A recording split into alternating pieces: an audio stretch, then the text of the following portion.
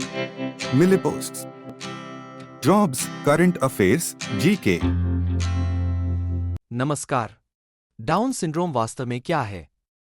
हाल ही में एक महत्वपूर्ण अध्ययन में निएंडरथल बच्चे में डाउन सिंड्रोम के लक्षण पाए गए। यह खोज न केवल हमें पुरानी बीमारियों के बारे में अधिक जानने में मदद करती है, बल्कि यह भी दिखाती है कि निएंडरथल समाज कितने देखभाल करने वाले थे। यह खोज स्पेन के वेलेंसिया में कोवा नेग्रा में पाए गए एक बच्चे की हड्डियों का अध्ययन करके की गई थी। कोवा नेग्रा में खोज। कोवा नेग्रा इबेरियन प्रायद्वीप के भूमध्यसागरीय तट पर निएंडरथल जीवन का अध्ययन करने के लिए सबसे महत्वपूर्ण स्थानों में से एक है।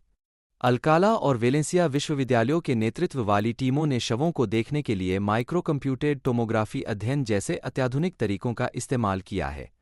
इन स्कैन ने निएंडरथल बच्चे की टेम्पोरल हड्डी का एक संपूर्ण त्रिआयामी मॉडल बनाने में मदद की, जिससे पता चला कि बच्चे में जन्म से ही ऐसे दोष थे जो डाउन सिंड्रोम के विशिष्ट लक्षण हैं।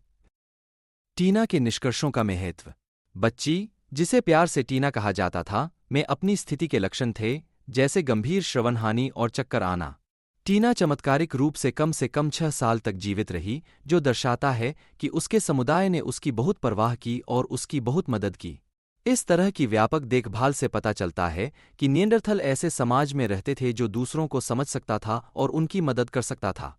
यह इस विचार के विपरीत है कि निएंडरथल देखभाल केवल उन वयस्कों को दी जाती थी जो ऐसा करने में सक्षम थे।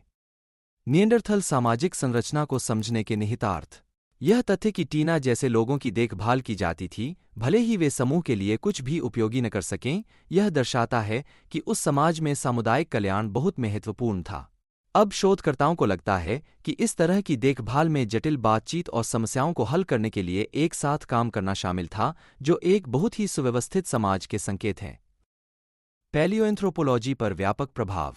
इस अध्ययन में इस्तेमाल की गई शोध विधियों ने न केवल निएंडरथल के एक दूसरे के साथ बातचीत करने के तरीके के बारे में हमारे सोचने के तरीके को बदल दिया, बल्कि पैलियोएंथ्रोपोलॉजिस्ट के लिए अतीत में हुई बीमारियों का अध्ययन करने के नए तरीके भी बनाए। विभिन्न क्षेत्रों की विधियों का एक साथ उपयोग करने से हमें पिछले समूहों के स्वास्थ्य और सामाजिक संरचनाओं को बेहतर ढंग से समझने में मदद मिलती है, जो निएंडरथल समुदायों और आधुनिक मानव समाजों के बीच मजबूत समानताएं दिखाती हैं।